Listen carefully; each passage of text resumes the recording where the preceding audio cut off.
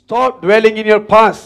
உங்க கடந்த வாழ்க்கையில வாழாதீங்க. இன்னைக்கு நிறைய பேர் நீங்க பாத்தீங்கன்னா அவங்க இப்ப இந்த நேரத்துக்கு இருந்தா கூட அவங்களோட ஆவி இன்னும் எங்க இருக்குன்னு பாத்தீங்கன்னா கடந்த வாழ்க்கையில இருக்குது. You are still not able to forget the life that you live in the past. கடந்த வாழ்க்கையில உங்கள் ஆவியை நீங்க விட்டு வச்சிருந்தீங்கன்னா கர்த்தர் உங்கள் வாழ்க்கையில புது காரியத்தை செய்ய மாட்டார். You must understand past is also a spirit that holds your future. கடந்த வாழ்க்கை அப்படின்னு சொல்லும் பொழுது அதுவும் ஒரு ஆவி உங்களை கட்டி வைத்திருக்குது நீங்க முன்னுக்கு போகாதபடி. நீங்க என்ன நினைக்கிறீங்கன்னா அப்ப இருந்த லைஃப் மாதிரி கிடைக்குமா, அப்ப இருந்த வாழ்க்கை கிடைக்குமா, அதோட பல ஆயிரம் மடங்கு பெட்டரான லைஃப் முன்னுக்கு காத்துட்டு இருக்கு, அது உங்களுக்கு தெரியல. ரிப்பீட்டட்லி யூ ஆர் சேயிங் முன்ன இருந்த மாதிரி கிடைக்குமா, முன்ன இடமே கிடைக்குமா, அதனால தான் உங்கள் வாழ்க்கையில நன்மை நீங்கள் பார்க்கவே முடியல. நம்ம எல்லாத்துக்கும் ஒரு கடந்த வாழ்க்கை இருக்குது, அது நல்லது இருக்குது தீமையும் இருக்குது.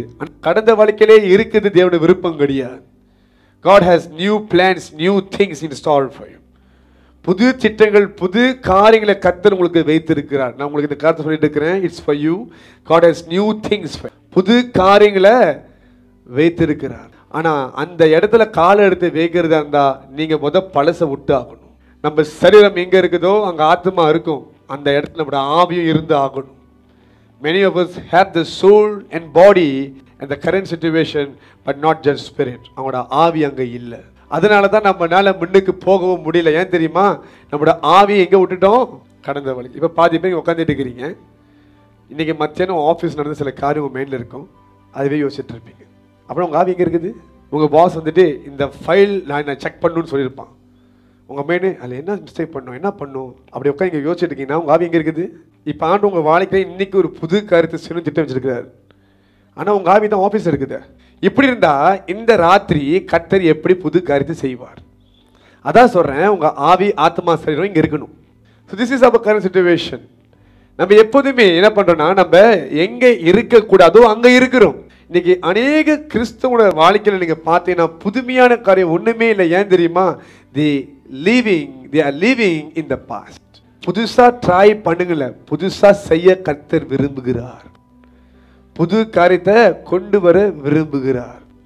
no matter how old you are, நீங்க எவ்வளோ வயசான பிரச்சனை இல்லை, கர்த்தரால் புதிய காரியத்தை செய்ய முடியும். see, don't choose to stay in the past anymore.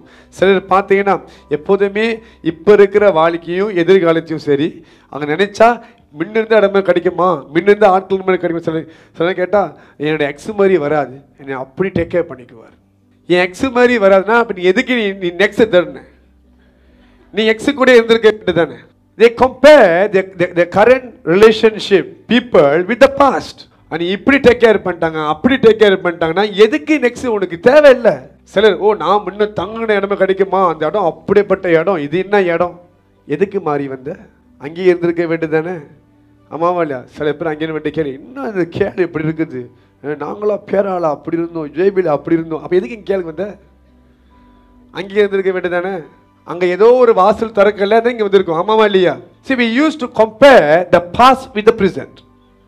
Banda பாப்பாரு, நான் இவ்வளோ தூரம் கொண்டு வந்திருக்கேன், நீ இதை நீ அப்ரிஷியேட் பண்ணலை, உனக்கு நான் எதுக்கு புது காரியத்தை செய்யணும். சரி, நம்ம எங்கேயோ பிறந்திருப்போம், ஓகே, எங்கேயோ வளர்ந்துருப்போம், இப்போ இங்கே தங்கியிருக்கோம்னா இது கர்த்தர் செய்கிற காரியம், நம்ம கையில் இல்லை. நம்ம எங்கே தங்கணும், எங்கே வாழணும், எங்கே நம்ம குடும்பம் இருக்கும், எல்லாமே கர்த்தர் நியமித்த காரியம். It's not in our hands. Be grateful to God. ஆண்டவருக்கு நன்றி செலுத்துங்க.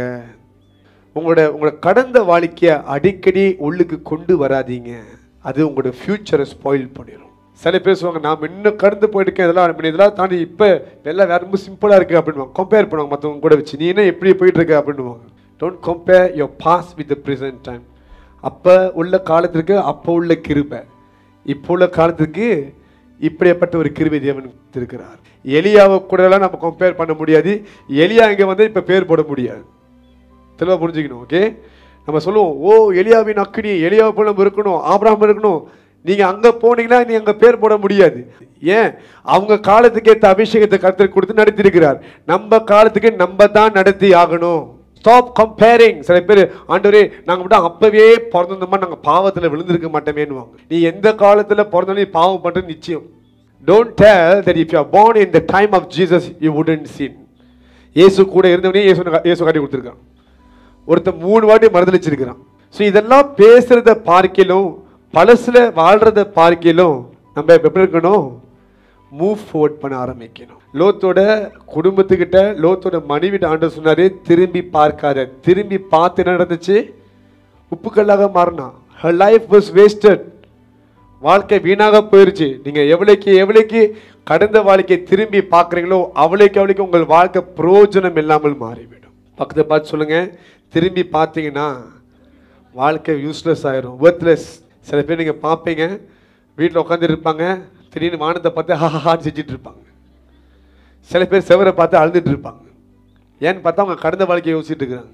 Do something for the Lord. கர்த்தருக்கு ஏதாவது ஒன்று செய்யுங்க, முன்னுக்கு போக ஆரம்பிங்க. பழசை யோசிச்சு நீங்க உங்களோட சரீரத்தை கருத்து கூடாது. Don't destroy your own flesh, your soul, your spirit. பெரிய காரியத்தை கர்த்தர் பேசுறது. நீங்க இன்னமும் அந்த 10 வருஷத்துக்கு முன்பாக நடந்த காரியத்தை யோசிச்சு ஒரு பிரயோஜனமும் கிடையாது. You are not living in your past.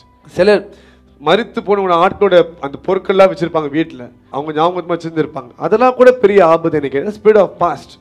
அங்கே தான் இந்த ஃபெமிலியர் ஸ்பிரிட் வந்து நிற்கும். ஓ, இது இவங்க கொடுத்தாங்க, அவங்க கொடுத்தாங்க. வீட்டில் இன்னமும் சில பேர் இது வந்து எங்கள் அம்மாவோட சேலை, எங்கள் பாட்டியோட சேலை அப்படி வச்சுருப்பாங்க. அவங்க பாய்க்க மாட்டாங்க, ஆனால் கபர்டில் வச்சுருப்பாங்க. You don't know what kind of spirit is upon the things. சட்டை, உடுப்பு, இந்த ஆடை, இதெல்லாம் வந்து அதோட அந்த கார்மெண்ட், அதாவது இட்ஸ் ஸ்பிரிச்சுவல் மீனிங். இயேசுட வஸ்திரத்தை தொட்ட உடனே சுகமாக முடியுது. பிசாசினாலே வஸ்திரங்களை பயன்படுத்த முடியும். நான் சொல்கிற காரியம் உங்களுக்கு பேர்டனாக இருக்கும், but this is the truth. Time for you to dispose it. வச்சுக்கிட்டு அதுக்கு பூஜை நடத்திட்டு இருக்காதீங்க. அது உங்கள் எதிர்காலத்தை ரொம்ப பாதிக்கும். Because you are holding on to something that can connect you to the past. கடந்த வாழ்க்கையோட தொடர்பு கொள்றதுக்கு சில பொருட்கள் நீங்கள் வைத்திருக்கிறீங்க. It's time for you to dispose it. அப்போ நீங்கள் தெளிவாக காத்து புரிஞ்சுக்கணும். உங்களில் இருக்க சிலருக்கு உங்களோட முன்னோர்கள் வந்து ரட்சிக்கப்படாமலே இருக்கலாம். ரட்சிக்கப்பட்டோன்னு தூக்கி வச்சு சொல்கிறாருன்னா நீங்கள் யோசிச்சு பாருங்க இந்த காரியத்தை குறித்து. இது உங்களுடைய எதிர்காலத்துக்கு ஒரு சில தடைகளை கொண்டு வரும்.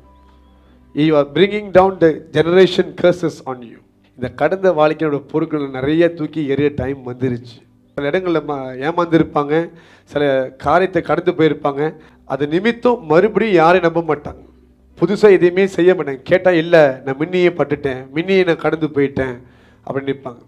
சிலர் நம்பாமலே அவங்க வாழ்க்கையில் புது காரியம் எதுவுமே செய்ய முடியாது. ஏன்னா கடந்த வாழ்க்கையின் அனுபவத்தை முன்னுக்கு வச்சுருப்பாங்க. நம்ம ஏமாந்து போகிறது, விழுந்து போகிறது, இதெல்லாம் வாழ்க்கையில் இயல்பான காரியம். It's normal, it is nature. We have to accept that. Hallelujah. But that is not the final. ஒரு வாட்டி நீங்கள் தோற்று போனீங்கன்னா, விழுந்து போனீங்கன்னா அதுதான் முடிவுன்னு இல்லை. அடுத்த முறை ஒரு சவால் வரும் பொழுது அதை எதிர்த்து நீங்கள் ஜெயம் கொள்றதுக்காக தான் கர்த்தர் இப்போ உங்களை ஆயத்தப்படுத்துகிறார்.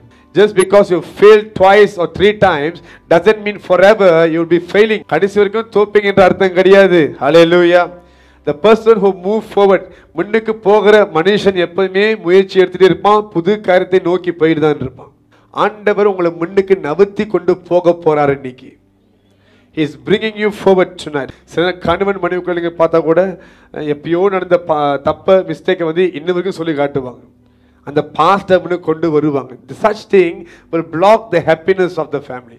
அந்த குடும்பத்துடைய சந்தோஷத்தை அது பிளாக் பண்ண முடியும். இந்த கடந்த வாழ்க்கையின் எல்லா காரியத்தையும் தூக்கி எறிய ஆரம்பிங்க. எவ்வளவுக்கு நீங்க பழச பேசுறீங்களோ அவ்வளவுக்கு பிசாசான உங்கள் வீட்டுக்குள்ளே இழுத்து விடுகிறீங்கன்ற அர்த்தம், உங்க வாழ்க்கைக்குள்ளே இழுத்து விடுகிறீங்கன்ற அர்த்தம். ஆனா இனி கர்த்தர் செய்ய நினைக்கிறதை குறித்து நீங்கள் பேச ஆரம்பிங்க. கர்த்தர் மேல உங்க கவனத்தை வைங்க. புது காரியத்தை கர்த்தர் தொடங்க ஆரம்பிப்பார். ஹல்லேலூயா.